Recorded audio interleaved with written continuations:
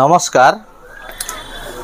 আজি মই শালি ধানৰ বীজ কি আমাৰ দোকানত আহিছে সেই বিষয়ে এটা ভিডিঅ' মই আপোনালোকৰ ওচৰত লৈ আহিছোঁ। আৰু আচলতে এই ভিডিঅ'টো মই লৈ অহাৰ এটাই কাৰণ আছে, কাৰণ মই প্ৰত্যেক বছৰে হাইব্ৰিড বড়ো ধানৰ ছিজনত হাইব্ৰিড বড়ো ধানৰ কি বীজ আনিছোঁ সেইবিলাক দেখুৱাওঁ, আৰু শালি ধানৰ বীজ কি লৈ আহিছোঁ শালি ছিজনত শালি ধানৰ বীজবিলাকো মই দেখুৱাওঁ। কিন্তু আচলতে মই একেটা ভিডিঅ'কে প্ৰত্যেক বছৰে দেখুৱাবলৈ মই ইচ্ছা নকৰোঁ। কাৰণ কিয়, এই শালি ধানৰ বীজ বা হাইব্ৰিড বড়ো ধানৰ বীজ কি আহিছে এইবিলাক মোৰ আগত বহুতকেইটা ভিডিঅ' দিয়া আছে। তথাপিতো মোৰ কেইজনমান ছাবস্ক্ৰাইবাৰৰ অনুৰোধত মই এই শালি ধানৰ বীজ কি আহিছে সেইটো দেখুৱাবলৈ প্ৰয়াস কৰিছোঁ। কাৰণ কিয়, শালি ধানৰ যিহেতু এইটো ছিজন, এইটো হ'ল 2025 চন, আৰু এই 2025 চনত এতিয়া আমাৰ অসমৰ কৃষক বন্ধুসকলে শালি খেতি কৰিব। আৰু এই শালি খেতিত কি বীজ আপোনালোকে ক্ৰয় কৰিব, মই এটা থুলমূলভাৱে আপোনালোকক এটা আভাস দিব খুজিছোঁ। কাৰণ আপোনালোকেতো জানে আজিকালি বহুত 2 নম্বৰী বীজ বজাৰত পোৱা যায়, যাৰ কাৰণে কৃষকে জীয়াতু ভুগিবলগীয়া হয়। কাৰণ কিয়, এজন কৃষকে 1 বিঘা মাটিত খেতি কৰিলে হালৰ পৰা বনোৱাৰ পৰা বীজৰ পৰা বিভিন্ন খৰচ, বীজ ক্ৰয় কৰাৰ পৰা ধান ৰোপণ কৰাৰ পৰা একদম ধান চপোৱালৈকে কিমান এটা বৃহৎ পৰিমাণৰ খৰচ হয়। যদি উপযুক্ত বীজ ৰোপণ কৰা নহয়, যদি উপযুক্ত বীজ ক্ৰয় কৰা নহয়, ক্ৰয় কৰি যদি খেতি কৰা নহয়, তেতিয়াহ'লে লাভ নহ'ব আৰু লছ হ'ব, আৰু লছ হোৱা মানে কৃষকজন মৰি যোৱা কথা। সেইকাৰণে মই আজি শালি ধানৰ বীজ কি আনিছোঁ, মই নতুনত্ব একো অনা নাই। কাৰণ কিয়, আপোনালোকে মোৰ কিছুমান ছাবস্ক্ৰাইবাৰে মোক সোধে যে দাদা শ্ৰীলংকা ধানটো আনিছে নেকি বা অমুক ধানটো আনিছে নেকি। তাৰমানে মই আপোনালোকক এটা কথা মই খুলি কওঁ, ইয়াত মানে লুকা চুপা কথা কৈ লাভ নাই। মই ক্লিয়াৰলিয়ে কৈছোঁ, মুকলিভাৱে কৈছোঁ। আচলতে যিহেতু আমাৰ অঞ্চলত যিবিলাক ধানৰ বীজ চলে বা আমাৰ কৃষকসকলে যিবিলাক বীজৰ খেতি কৰি লাভান্বিত হয়, মই সেইবিলাক বীজহে আমাৰ কৃষকসকলৰ কাৰণে লৈ আহোঁ। মই নতুন তেনেকুৱা ধৰণৰ বীজ মই নানো, আৰু নতুন বীজ আনিবলগীয়া হ'লেও মই আগতে চাওঁ খেতিটো কেনেকুৱা হৈছে। যদি ভাল হৈছে তেতিয়াহ'লে মই সেই বীজবিলাক লৈ আহোঁ। এনেই মই মুখৰ কথাত যি টি বীজ মই লৈ আহি কৃষকক মই নিদিওঁ। আমাৰ অঞ্চলৰ যিবিলাক কৃষকে বীজ ৰোপণ কৰে, যি প্ৰজাতিৰ বীজ ৰোপণ কৰে, মই আচলতে সেইবিলাকেই লৈ আহোঁ। কিন্তু বিশেষকৈ আমাৰ অঞ্চলত পাণ যমুনাৰ খেতিটো খুব বেছিকৈ কৰে। হায়েষ্ট আমাৰ গোৱালপাৰা জিলাৰ আমাৰ দলগুমা অঞ্চলত পাণ যমুনাৰ খেতিটো বহুত বেছি কৰে।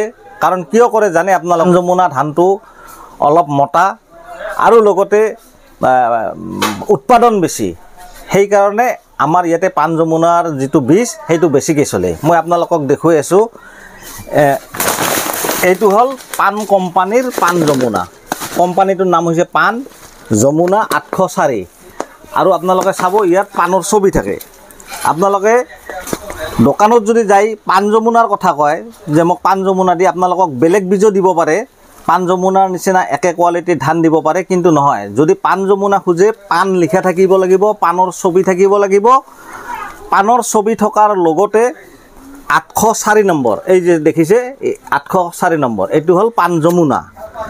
আৰু এটা মই আপোনালোকক ধান দেখুৱাইছোঁ, যিটো ধান যোৱা বছৰৰ পৰা তলপাল লগাইছিল, সেইটো হ'ল নজিবিদুৰ NP 7075। নজিবিদুৰ NP 7075, এইটো খুব উন্নত জাত। আৰু এই জাতবিলাক আপোনালোকে ৰোপণ কৰিব পাৰে, ভাল এটা প্ৰডাকশ্যন পায়। পাণ যমুনা, তাৰপিছত NP 7075, এইবিলাক ভাল জাত। আৰু আছে ভাল জাতৰ, মই নকওঁ যে খালি এইবিলাকেই ভাল। কাৰণ প্ৰত্যেকটো ধান, আৰু আচলতে শালি ধানৰ বীজবিলাক আচলতে হাইব্ৰিড বীজ নহয়।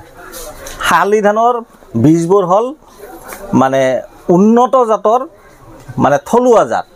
মানে যিবিলাক বীজ শালি ধানৰ 6 কিলো কৰি পাকেট আহে, এইবিলাক আচলতে হাইব্ৰিড নহয়, উন্নত প্ৰজাতিৰ, প্ৰডাকশ্যন বেছি হয়, খুব ভাল জাত। কিন্তু হাইব্ৰিড বড়ো ধানবিলাক আচলতে হাইব্ৰিড, তাত হাইব্ৰিড লিখা থাকে আৰু শালি ধানৰ এই বীজবিলাকত হাইব্ৰিড লিখা নাথাকে। আৰু মই এটা কথা কৈছোঁ, এই ধানবিলাক এই যে 5 যমুনা পানীৰ তলত থাকিলে যে নষ্ট নহয়, 10-12 দিন পানীৰ তলত থাকিলেও নষ্ট নহয়, কাৰণ কিয় ইয়াত লেখা আছে ইমপ্ৰুভড। যিবিলাক ধানৰ পেকেটত ইমপ্ৰুভড পেডিচিডছ লেখা থাকে, ইমপ্ৰুভ পেডিচিডছ লিখা থকা প্ৰত্যেকটো ধানেই পানীৰ তলত যদি এসপ্তাহ থাকে নষ্ট নহয়। আপোনালোকে চাব পেকেটবিলাকত যদি ইমপ্ৰুভড পেডিচিডছ লেখা থাকে, যিকোনো কোম্পানীৰ যিকোনো বীজত যদি পেকেটবিলাকত লেখা থাকে ইমপ্ৰুভড পেডিচিডছ, এই লিখাটো থাকিলে আপোনালোকে ভাবিব এই ধানবিলাক পানীৰ তলত এসপ্তাহ 10 দিন থাকিলেও ধানবোৰ নষ্ট নহয়। এতিয়া আৰু এটা ধান মই আপোনালোকক দেখুৱাওঁ, এই মালি কোম্পানীৰ। মালিৰ নাম হ'ল, কোম্পানীটোৰ নাম হ'ল মালি, এইটো হ'ল বংগবন্ধু 1। এইবিলাক খুব ভাল জাত, অলপ মোটা জাত, উৎপাদন বহুত বেছি হয় মালি কোম্পানীৰ। আৰু আছে মই আপোনালোকক দেখুৱাইছোঁ পাণ কোম্পানীৰ ৰঞ্জিত। এইটো হ'ল পাণ কোম্পানীৰ ৰঞ্জিত। চাওক, পাণ কোম্পানীৰ ৰঞ্জিত, এইবিলাক টাইম লয় 150 দিনৰ পৰা 155 দিন টাইম লয়। আৰু যমুনাবিলাকৰ টাইম লয় 140-ৰ পৰা 145 দিন ইয়াত টাইম লয়। আৰু ৰঞ্জিত হ'ল 150-ৰ পৰা 155 দিন। এইটো পাণ কোম্পানীৰ ৰঞ্জিত, ইয়াৰ উৎপাদনটো খুব বেছি হয়। পাণ কোম্পানীৰ যিটো ৰঞ্জিত আছে আমাৰ অঞ্চলত কৰে, ইয়াৰ উৎপাদনটো বেছি হয়। আৰু সেইকাৰণে আমাৰ অঞ্চলৰ কৃষকসকলে এই পাণ কোম্পানীৰ ৰঞ্জিতটোৱে ৰোপণ কৰে। আৰু ৰঞ্জিত আছে মালি কোম্পানীৰ ৰঞ্জিত, এইটো হ'ল মালি কোম্পানীৰ ৰঞ্জিত। এইবিলাকো বেয়া নহয়, ভালেই। আৰু মালি কোম্পানীৰ ৰঞ্জিত, মালি আৰু ইয়াৰ প্ৰজাতি হ'ল ৰঞ্জিত। আৰু এটা আছে মই আপোনালোকক দেখুৱাই আছোঁ, এইটো হ'ল আস্থা কোম্পানীৰ বংগলক্ষ্মী।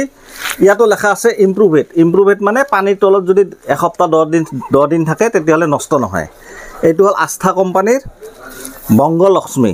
এইবিলাক খুব ভাল প্ৰজাতিৰ ধান।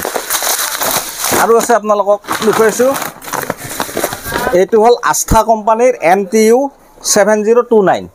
এইটো আমি যে মানে চাপৰ আইজং কওঁ, স্বৰ্ণ মাচুৰি কওঁ, সেই প্ৰজাতিৰে ধান এইটো আস্থা কোম্পানীয়ে ইয়াত মানে জাতটো লিখি দিছে MTU 7029। আৰু এটা আছে কৃষি ৰসায়নে ওলাইছে সেই MTU 7029।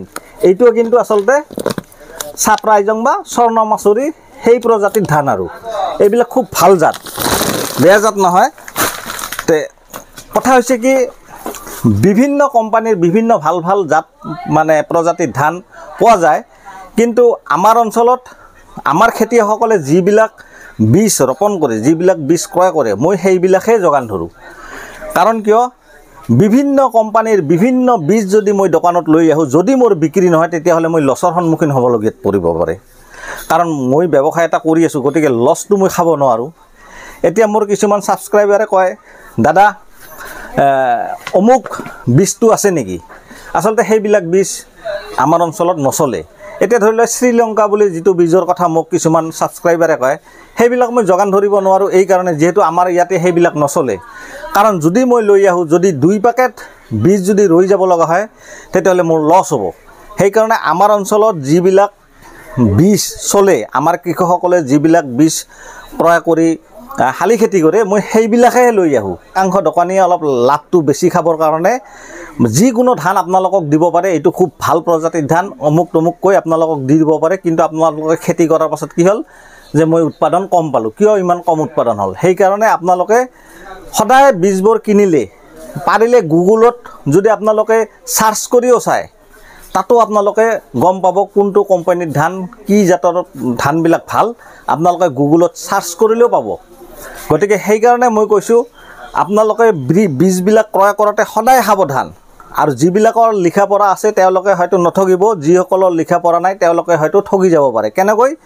এতিয়া মোৰ তাত আহিলে, মোৰ তাত 5 যমুনা নাই, মই 5 যমুনাৰ নিচিনা একে কোৱালিটিৰ ধান মই আনি থৈ দিছোঁ। মোক সুধিল 5 যমুনা আছে, মই ক'ম আছে।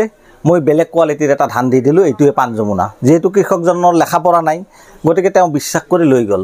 গতিকে আপোনালোকে সদায় চাব যি কোম্পানীৰ ধান আপোনালোকে বিচাৰে সেই নামটো তাত উল্লেখ আছে নে নাই। যদি আপোনালোকৰ লেখা পৰা নাই, আপোনালোকে শিক্ষিত মানুহক দেখুৱাই হ'লেও এই বীজ ক্ৰয় কৰিব। কাৰণ কিয়, বছৰত যিহেতু এবাৰহে শালি খেতি কৰা হয়, গতিকে এই এবাৰত যদি আপোনালোকে লছ খাব লগা হয়, আপোনালোকৰ বৃহৎ ক্ষতি হৈ যাব পাৰে। যিহেতু শালি খেতি বা যিকোনো খেতিত খৰচ বেছি, গতিকে সেইকাৰণে মই আপোনালোকক এইখিনি সতৰ্ক কৰি দিলোঁ। ধন্যবাদ।